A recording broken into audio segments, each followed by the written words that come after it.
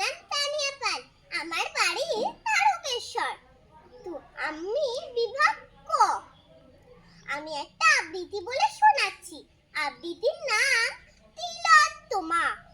তিলোত্তমা নাম যে আমার মনের বড় আশা, মানুষজনের সেবা করে পাবো ভালোবাসা।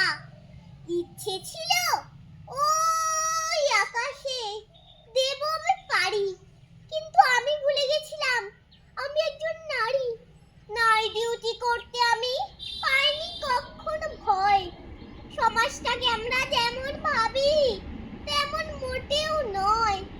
ডিউটি করে ক্লান্ত মুখে ঘুম দিল ডান, স্বপ্ন ঘুরে ঘুমের ঘরে ডাক দিল ডাক।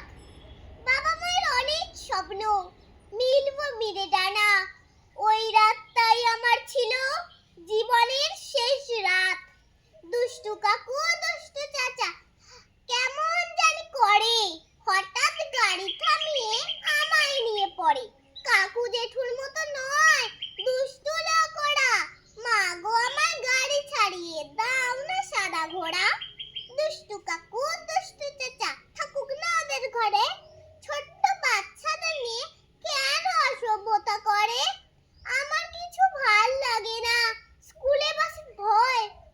মা গো তোমার পায়ে পড়ি, ওই বাসে আর নয়। শুনিলাম নাকি আসছিস তুই কৈলাস থেকে নেমে। সাবধানে আসিস মা, লক্ষ্মী সরস্বতী ওরাও তো তোর সন্তান। ওরা মা মানে না, বোন মানে না, মানে না সমাজ।